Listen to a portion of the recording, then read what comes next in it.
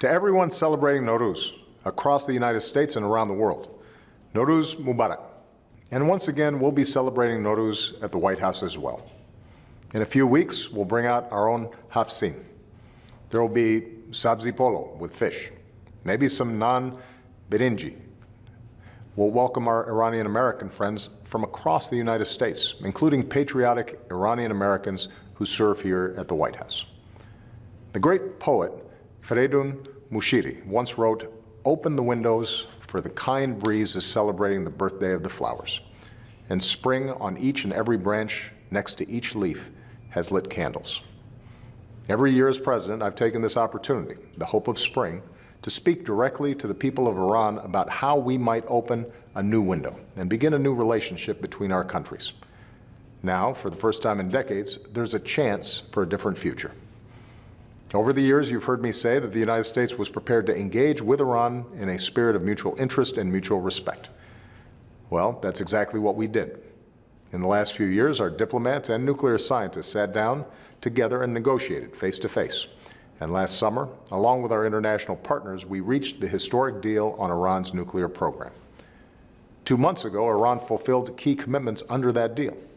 Iran has now rolled back key parts of its nuclear program and agreed to verification measures to assure the world that its nuclear program is and will remain for peaceful purposes. In return, the international community lifted certain sanctions on Iran, and Iran gained access to money that had been frozen overseas. At the same time, we recognize Iran's right to peaceful nuclear energy, consistent with Iran's nuclear obligations. It may take time for you, the Iranian people, to feel the full benefits of the lifting of these sanctions in your daily lives, but the benefits are undeniable. Iran now has the opportunity to begin reintegrating itself with the global economy. That means more trade and investment, which will mean more jobs, including for young Iranians who dream of pursuing their careers and making their mark on the world. It will mean more access to cutting-edge technologies, including information technologies that can help Iranian startups. It will mean more opportunities for Iranians to sell your exports, including textiles and agricultural goods, to the world.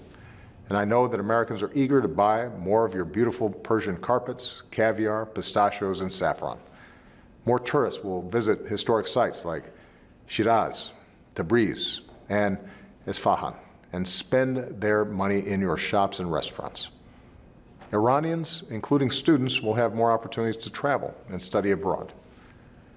The nuclear deal was never intended to resolve all the disputes between our two nations, and the United States continues to have profound differences with the Iranian government.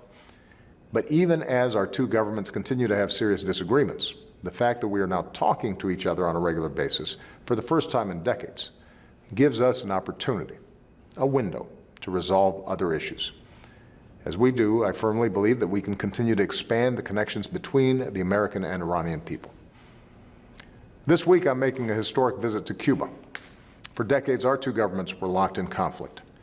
Not long ago, my visit to Havana would have been unthinkable.